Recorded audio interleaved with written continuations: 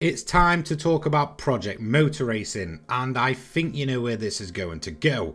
But before we get into this video, I'm trying to get this channel to 70,000 subscribers. So if you want to stay up to date with everything racing game related, then feel free to leave a like, subscribe, and turn those notifications on. Anyway, let's get to it. So I feel it's important to first of all give context as to where I'm coming into PMR from. Now, first of all, I want to say that I had an incredibly strange experience in the run up to this title's release. Now, it's no secret that channels which focus on the racing genre typically receive game copies early. However, a lot of the time these come for PC. Now for me, my primary audience is the console space, mainly PlayStation of course, since my channel mainly covers the Gran Turismo series. So whilst most of the time I will play titles early on PC, I will typically pay for a copy as well for consoles if being sent an early or day one copy for console is not an option, because more often than not there can be differences between both the PC and console versions of games, and I like the choice of being able to compare both of these versions. Now, something that's important to me is the ability to be open and honest about a title. Sometimes developers will send an early copy of a game but will tell you what you can and can't say, which is always a huge red flag and something I will always ensure that I avoid by having my paid for copy to hand. This just ensures that I can be as open and honest as possible. Now, other times, especially if it's early access to an early access title, you'll be told about certain things to avoid in the run up to the public release, and this is absolutely fine, as these things will always be gone by the time the public gets their hands on it, and still allows you to be open and honest. Now, this is going to lead me into the strange experience I had with PMR in the run up to the release. Now, this really had something to do with what seemed to be a third party working on behalf of Giants and Straight 4 to give out copies early to creators. This again is nothing new. Sometimes it's just how it works. However, the first red flag was the email I was sent arrived last Wednesday PM, just short of a full week from release. But the email I received didn't go straight to my main email list, so I didn't see it until the Friday. And instead of being a written code just to copy and paste into Steam or enter into PlayStation Store, it was a link, but did also mention that they could send a written code if I didn't want to click a link. Now, typically I won't click links because this is the perfect way for fake companies to go ahead and hack a YouTube channel. You see it all the time. Something looks legit, but then boom, the channel is hacked. So I took the URL and the email and ran it through VirusTotal, and all came back clear apart from being a tracked URL. Again, not really a red flag, as this happens a fair amount to check if a copy has been claimed. Now, as soon as I clicked the link, my threat protection instantly blocked it, which really did confirm some big red flags. So I actually forwarded the email to someone else to see where this link went, and to my surprise, they were able to open it up and actually be given a choice as to which platform they wanted to claim a key for. Now, all that was left was Steam, so I got them to send me a redeem code for the key and headed to Steam, and to my shock it did actually work, and I had the game in my library. Now, unlike most occasions where the game is available to install and play early to test, I received an email back saying it would unlock on the 25th. Now, something didn't feel right with this, and I just asked Steam to remove the game from my account entirely and waited for my already pre-ordered version on PS5 to actually unlock on Tuesday the 25th. So after this, I reached out to Giant support and Straight 4 support to see what was going on here. I received no response from Straight 4, but on Monday PM, the day before release, I did receive an email back from Giants, who said it didn't seem legit and anything early access would have come from them or Straight 4. So red flag again. I reported the company email address I received the code from and did the typical security measures to be safe. So I think this situation is pretty much a sign of what was to come, just messy and things feeling off overall. So to be clear, I didn't get any early access to the game and I paid for my copy myself, so you know this is going to come from a customer point of view rather than a creator point of view now, and more specifically I am talking about the console version. But why this version?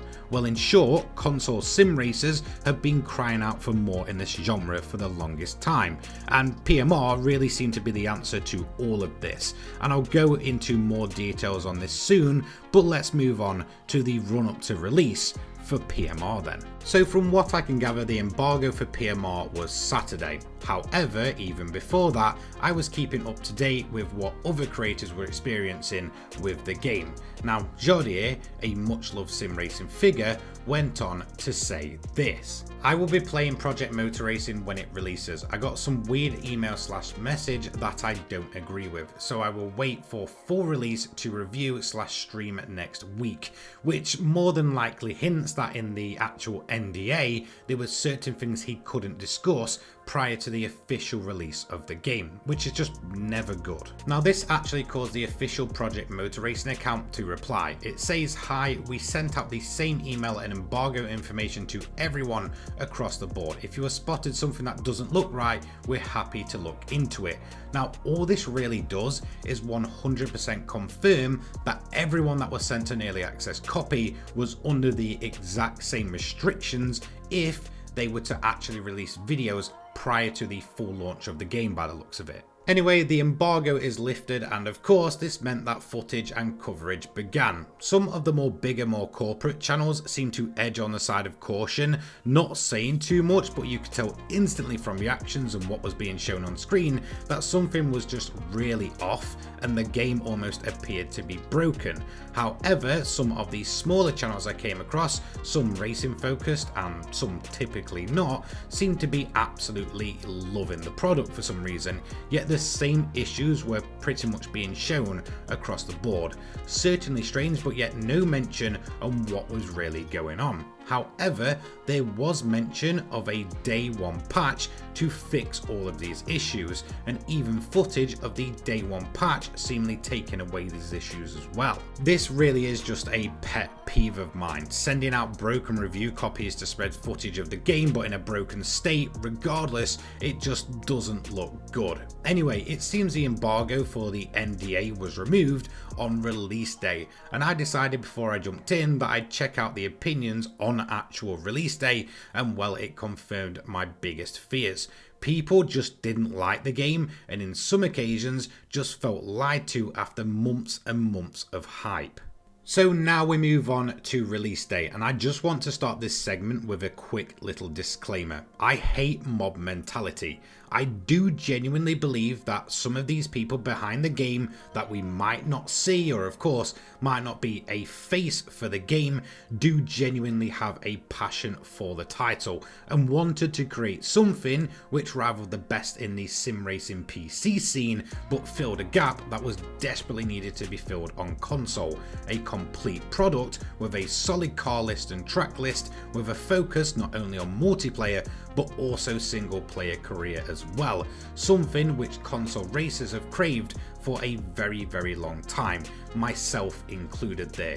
Even if I can get my fill on PC, some do not have that privilege. However, it was very obvious within a couple of hours that things were not going great at all for PMR on both sides. From what I was seeing, Ian Bell, who is basically the face of Straight 4 and PMR, went on a blocking spree if anyone criticised the product and would do all he could to defend it. However, more and more tweets and videos were all coming out saying the exact same thing. The game was overhyped and just broken almost everywhere you looked. The Discord server, well, that was no better. While some people just took it too far, just deciding to be unpleasant, others seemed to give criticism and would end up banned or timed out, and it really was an intense situation unfolding. However, then around 10 PM at night, 9 hours after release, the defense stopped, and this turned into massive apologies, almost like a complete 180 and backtrack on "this product is perfect and the consumers are entirely wrong" to "oh wait, we realise we completely fucked up big time." And well, after all of this was said and done, the current score on Steam after day one was roughly around about 19% the last time I checked. This truly was one of the biggest racing game release day disasters I've ever seen, or maybe even the biggest. Now I will say this now, yes, PMR could do a complete 180, fix all of the issues and actually end up great over time. However, I do feel like because of everything that happened day one, that all of the damage is done and it will probably never ever properly recover or have the player base it once could have had. Now I do have some strong words for the racing genre as a whole at the end of this video, but now we're actually going to move on to my personal experience with PMR and of course the day one patch. It's also worth mentioning that there was mention that there was supposed to be a day two patch which fixed a lot that went wrong with the day one patch, but at the time of making this video that still hasn't arrived and PMR is still in the exact same state as day one.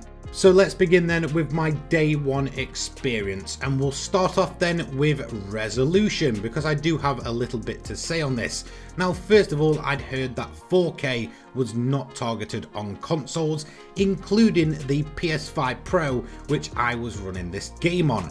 Now although this is fully advertised by Sony as a Pro enhanced game in the PlayStation Store, but it was made to run at 1440p. So before I even booted up the game, I set my resolution to this on the console, and admittedly, I didn't necessarily get frame drops or stutters like some had said, but still, a Pro enhanced game not running at 4K just seems strange to me, especially if it's been enhanced. Red flag number one. So another thing that is specific to the consoles and it's worth mentioning is that the physics are supposedly so complex that this meant other areas had to take a hit. And of course that did include the grid sizes, which on console are limited to a total of 16 cars, even in the single player experience. Now of course I did remove the Steam version from my library, so I can't comment on the grid size there, but I do believe it is more than this, and that means if you were to do multi-class races on console at least, that's only 8 cars per class in 2025. Honestly, it's just really weak. Now the next thing I do want to mention is not specific to consoles, but this is the Tyre Pre Warming option. Around about an hour prior to the actual game's launch, Ian Bell would head over to X to mention about turning this on to reduce some of the handling complaints at least day one. And while the actual option itself is really hidden deep within the menus and is pretty awkward to find, however, even then, it's only available for the race weekend mode, which means for career mode, this is just not an option, and I believe it's more than likely not an option for multiplayer either, especially in ranked races. So it's almost a completely pointless option, and even then, if you do have it turned on, sometimes it just doesn't even work and the tyres will remain cold, and again you'll have to then deal with the horrible handling for a good amount of laps until the tyres do get up to temperature. So really this just did nothing. So before we touch on the physics, I do want to mention wheel and pad, and it is probably my single biggest complaint with this game. Now, whilst Ian was over on X or Twitter, whatever you want to call it, saying how the physics for PMR are a generation ahead of anything else, it was rather quite strange, because yes, I get this is a proper sim, but at the same time it clearly had mass appeal, hence why they did a lot of footage of controller gameplay in the run up to release. And of course the game itself was advertised as a game for pretty much everybody that has at least the slightest interest in cars. It had a solid car list, a decent track list, and of course a career mode that anyone can sit there and really deep dive into for many hours. It really did appeal to almost everybody, both full-blown serious sim racers and casual. So because of this mass appeal, it was very obvious that maybe people that can't afford a wheel, or maybe don't have room for a wheel, or of course, maybe they want to invest in one because the racing genre isn't their main, I guess, genre that they play, they would be coming over to PMR to try it out. Now, one of the first things I did see, even in the days running up to actually playing the game myself, was that, of course, Super GT would go ahead and try the Aston Martin Valkyrie at Sao Paulo, and he said it was the single worst handling car on controller that he'd ever tested in 30 years of playing racing games. So instantly I was a bit on edge considering the fact that they advertised this game as controller friendly. So I went ahead and tested it myself, and as soon as I left the pit lane, the game just felt off. Now I'm actually quite fortunate because I pretty much played and tested every single modern racing sim out there, whether that's AC Rally more recently, AC Evo, ACC, Assetto Corsa 1 with mods still to this day, R Factor 2, LMU. I've played them all and I've at least got them to be very, very nice handling on a wheel, of course, but also at least functional and feeling good on a controller. So if all of these other titles can do it, why couldn't PMR? Again, it was so bad when I first went ahead and left the pits that I just assumed the default settings on controller were just really that bad. So my first entire hour, I was just going ahead and tweaking the controller settings to my usual liking, and absolutely nothing worked.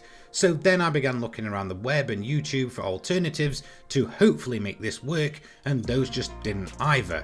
Whilst you can put laps in on a controller, at least in some of the game's slower cars, almost all cars have this horrible floating above the ground feeling, and a rear end which feels like it doesn't have any grip, but a front end that wants to stick, and then when you throttle out of corners, the car instantly tries to power down, but then overgrips and just sticks in the direction you're exiting. And well, 9 times out of 10 when this happens, you're going to go off the track and get a track limit penalty just for going wide. It is genuinely the single worst feeling game on controller that I've ever tried, and if you were thinking of using controller only since the promotional trailers showed this working just fine, I just wouldn't even bother trying. So what about on the other hand then? What about wheel? Well, I own a T598. Whilst it's not the highest spec wheel of all time, it's more than capable and has served me perfectly well in every other racing game and sim racing game without issues, and I can dial the force feedback exactly how I like it. PMR though, the same issues are there, and it's probably the worst force feedback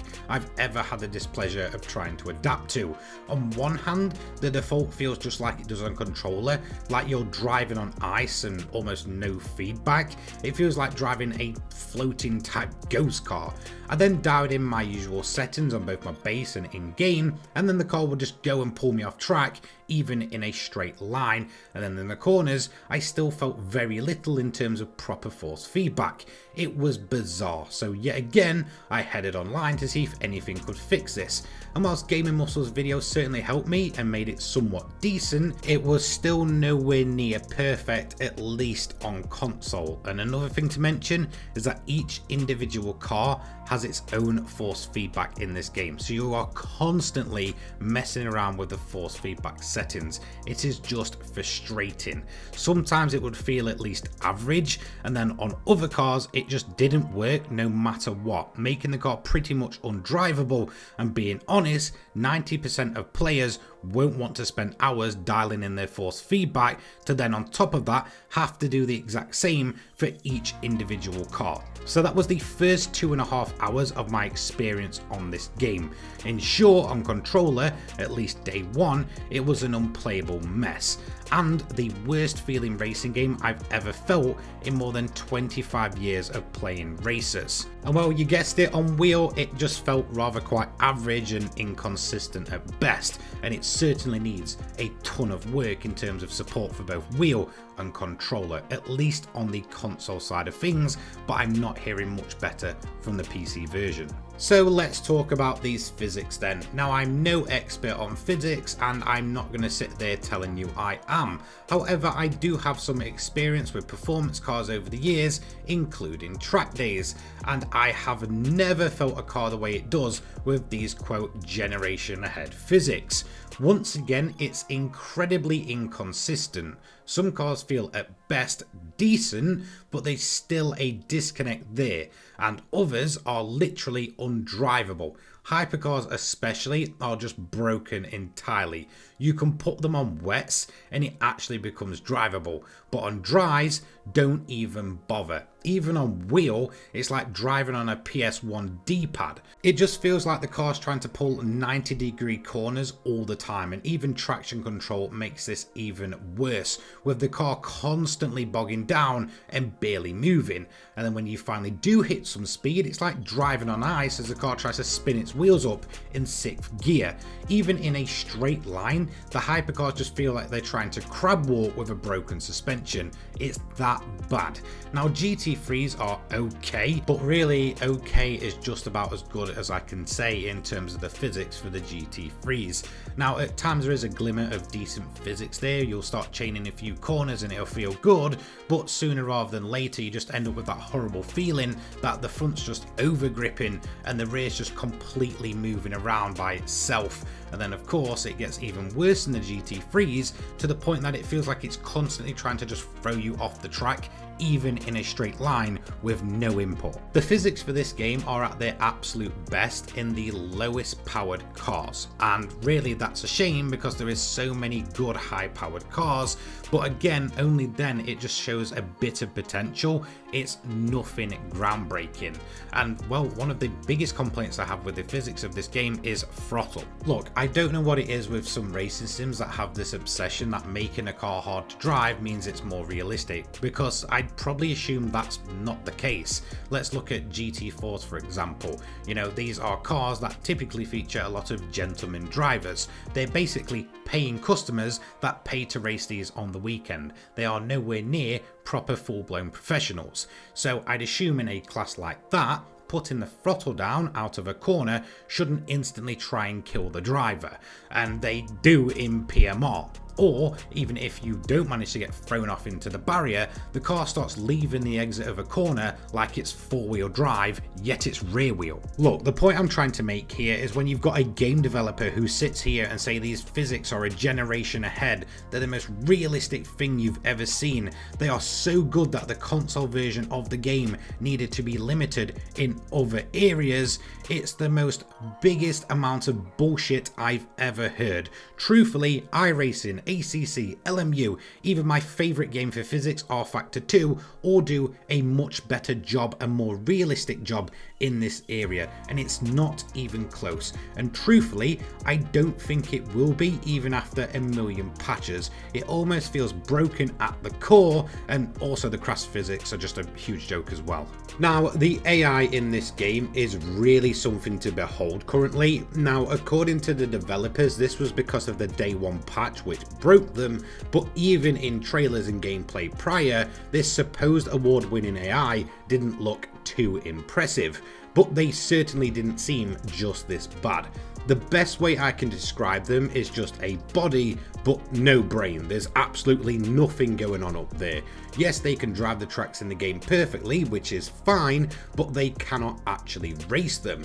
This AI just sticks to the racing line like they're glued to it. They won't move from that line, they won't make mistakes, and they don't account for each other or the player. It really just feels like every single AI when it comes to a race is just set to time trial mode, and that it's the only car on track, and it will completely ignore the other AI and the player. Now this makes racing them impossible, not because of pace, which itself just doesn't scale properly to a difficulty slider, but more because the AI just does not care.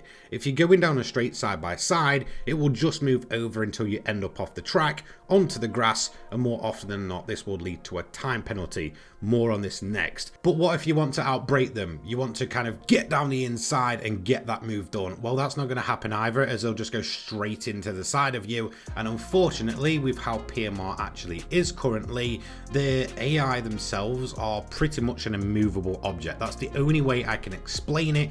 If you make contact, it's going to be the player spinning out, the AI will just continue on as normal, as if you were just a fly tapping on the windshield. It really is absolutely bizarre. So really, this does end up affecting career mode to the point where a lot of the potential there is completely gone because the AI currently are so broken. Now I mentioned this a moment ago, but the penalty system in this game is probably one of the most unspoken about broken messes in PMR. Slightly drive off the line, 2-second time penalty instantly. Go wide out of a corner, you gained an advantage, 2 seconds. Get driven into the side of by the AI because you tried to race him and ended up off track. Yep, you guessed it, 2 seconds. Seriously, what a joke this system is. Alright then, let's talk about graphics next. Now, I will always say that the way a game plays should take priorities over graphics. However, in this case, PMR doesn't even have that going for it. I have to say, on console at least, it looks like a low budget early PS4 game. It looks very flat and honestly just very, very bland. However, it is very funny that both the trees at the side of the track and the grass look actually really good. Funny that it's running on a farming simulator engine, right? The cars and tracks though, well, they're just not that impressive whatsoever. But the real absolute kicker here has to be the replays. What even are they, and why is it looking like a PC sim racer from the early 2000s? As soon as the camera is further away from the track and cars, it just looks an absolute mess. Playing it feels like I'm in 2015, and looking at the replays feels like I'm in 2002. So next up then, let's talk about sound design in PMR. Now, realistically, the sound in PMR is just weak. There's no other way to say it. Cars just seem too high pitched, and the audio itself just feels off, with cars not hitting that chest-crushing deep note that they realistically should. However, the best thing about PMR, well, that has to be the game's soundtrack. It is simply beautiful. I've never wanted to sit in a menu and listen to a game's soundtrack rather than actually play it before. But thanks to the rest of the game, the soundtrack itself actually makes me want to do this. Stephen Bastead once again returns from Project Cars 2 and simply smashes it out of the park with this one also. Spirit of Endurance being one of the most beautiful soundtracks in a game, right up there with Ezio's Family from Assassin's Creed 2 for me. And I also love the radio chatter and commentary chatter in the menus, very much like we saw with Need for Speed Shift in 2009 with its ambience in the menus. Admittedly, in terms of menu sound design and soundtrack, it's incredible. So let's discuss the actual game's content then. Now just note, so far I have not touched the multiplayer due to the current state it's in, but I am hearing that lobbies are broken anyway. And of course I haven't driven every single car in the game yet, but I don't think I really need to, since the majority of them all feel the same, a complete mess. Car selection, however, is a massive highlight. It's unfortunate though that 90% of these verge on the side of unusable. Track selection is good, and especially if you're on console and you don't have a PC, there are some tracks here that you'll probably never really see anywhere else. So I do have to give it credit for that, but there is some big hitters missing. And of course, not having official licenses for some of these in 2025 just feels weird.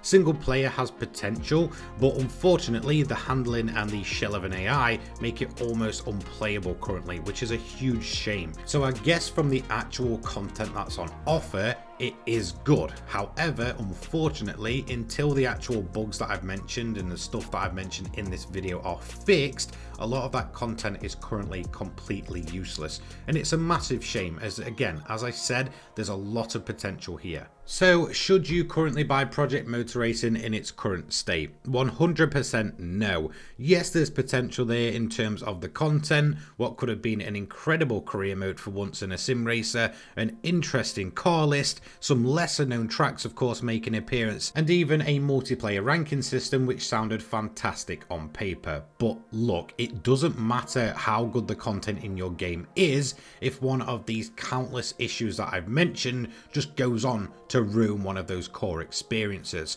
So whilst absolutely the trailers look fantastic and even the gameplay looked good in the run up to the release, but in the end it all feels just like a complete lie and leaves once again a bitter taste in my mouth from a sim racer. There's just so much wasted potential here. Okay, so I want to finish this video with how Project Motor Racing just highlights the mess that the racing genre is in.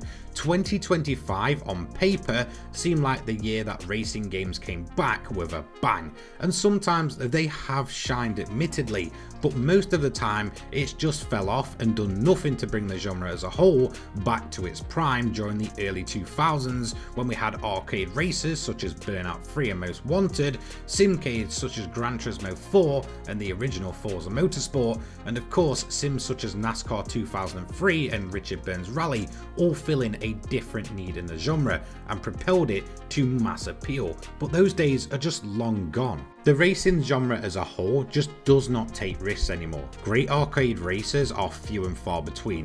The SimK battle between GT and Forza saw one of these giants killed off.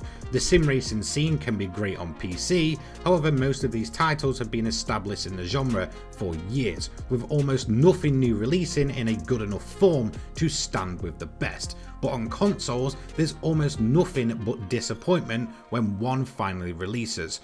2025 should have been a revival for the genre, but it hasn't been. Like I mentioned, 2025 really should have been a revival, and well, this is just how my racing year has gone. It began in January with early access to the early access of Tokyo Extreme Racer, and honestly, it started the year so strong. There was so much content there for an early access title, and of course it went on to release fully in September with even more content, as well as it also acted as a game that showed how the Unreal Engine 5 should be optimized. It was perfect in what it wanted to be. Now after that was AC Evo. I got early access early, and unfortunately the optimization was awful, and the content that was planned for the year has done nothing but be delayed and pushed back, that at times I've just forgot about it. But at least AC Evo does have the potential, especially with ACC support being dropped, to actually focus on it now. Now Wreckfest 2 was the next game. Now this was solid, but once again content has been so slow, so going back is a once every 4 months deal. F1 25 was just a copy paste of every year, with 2027 being the next time the series receives a long overdue revamp. Japanese Drift Master had a lot of potential, but felt like it just came and went. NASCAR 25 is easily one of the better official racing titles in recent memory, and I loved my time with it, and with how fast the devs ironed out the issues with almost a patch every single day, it really did stand out as one of the best races of the year. But this is just going to depend if you enjoy NASCAR or not. Recreation attempted to bring Burnout back, but missed all of its potential due to bugs and glitches, and whilst I did enjoy the game for what it was, it almost felt like too little too late, and the game was just dead on arrival. Rennsport, well, what can I say? Broken, shallow, and fixes have been slow. With patch 2 coming soon, it feels too little too late as well. That microtransaction system might just be the single worst thing I've ever seen in almost any game. Having liveries as a microtransaction is honestly just a joke, and I feel like Rennsport should have stayed free to play, and honestly in beta, as it's nowhere near finished. However, I do have to admit, prior to Project Motor Racing's release, we did get a glimmer of hope thanks to Assetto Corsa Rally, which I think exceeded most people's expectations on how a rally game should feel in 2025, and has a ton of potential, but yet again, it's early access. And of course that leads me into PMR, which once again just feels like a massively unfinished product, and this time it wasn't even in early access.